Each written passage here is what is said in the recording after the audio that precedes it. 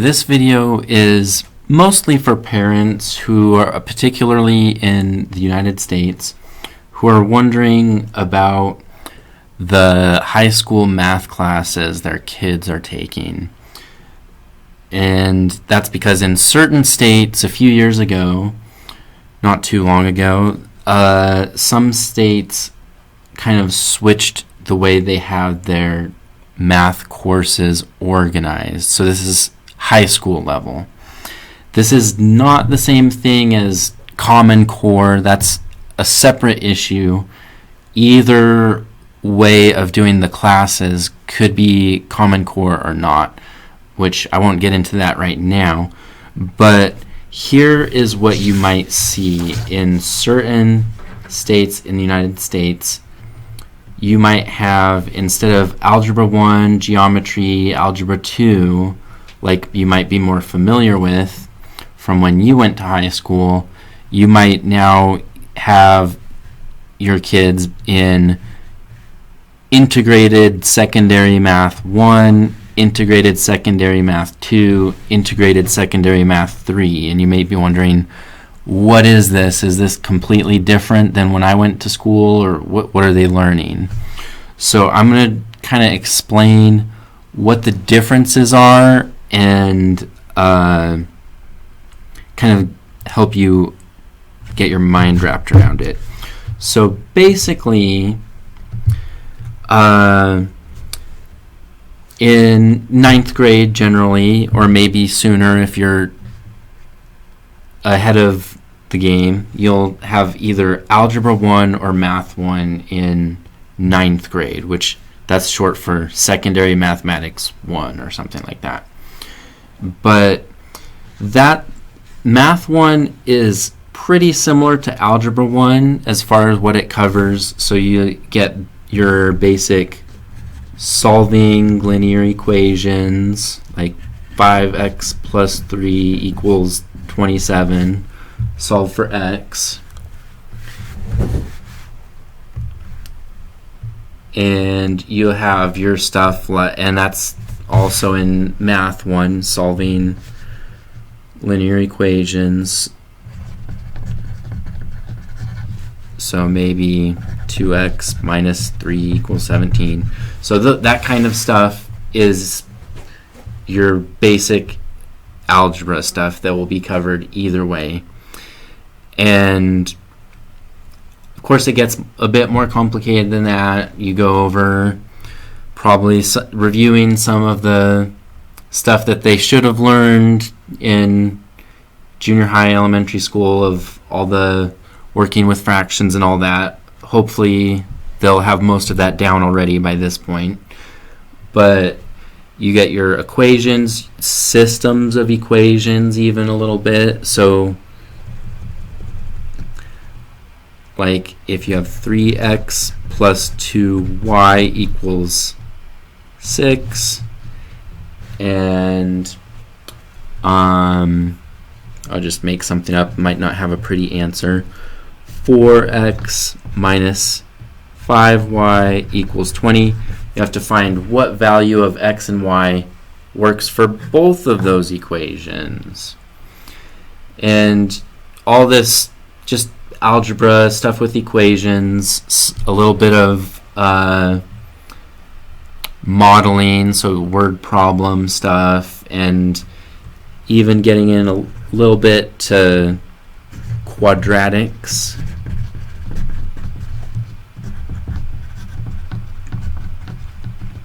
So stuff with x squared, like 5x squared minus 3x equals 17, whatever it is, and solving stuff like that. So the difference is Math 1, it will also do a lot of that same stuff, but not go quite as far, because in the integrated, let me pull back out here. Hopefully you can read most of this. So the difference between integrated and what we would consider traditional course sequence in the United States, geometry, instead of being its own class, gets its whole year by itself. which of course it uses algebra and stuff, but instead of that, geometry is cut up into pieces, and some geometry is done each year. So Math 2 still has more geometry stuff than Math 1 and Math 3 do, but each year you get a mix of algebra and geometry topics. And so theoretically the idea is you can do the geometry stuff that uses a certain algebra concept right after you learn that algebra concept and tie things together better. Which there's pros and cons to each way of doing it, but that's the idea. So it's all the same kind of content, but you get a little bit of geometry. So Math 1 would be basic concepts, and Math 2 you get a lot of geometry but still mixed with algebra. And then Math 3 you get a little bit more into some of the advanced geometry topics. So here you get all the geometry stuff together in 1 year, so all the triangles, angles, circles,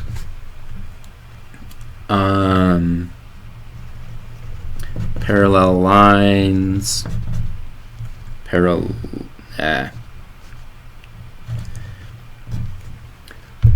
forgive my spelling, parallel and perpendicular lines, which all has to go with angles also, and polygons and properties of different types of polygons, which would include triangles.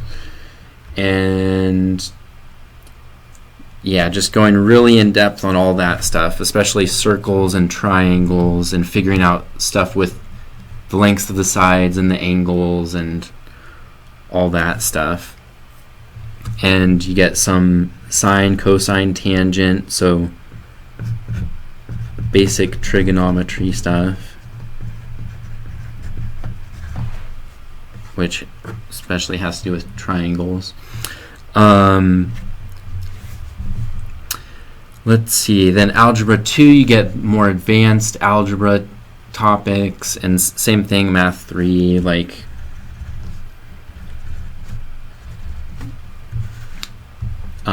you go more in depth onto systems of equations, different ways of solving them, including matrices. You do more stuff with quadratic equations, more advanced trigonometry stuff, so sine, cosine, tangent, graphing, trig graphs like y equals sine of x.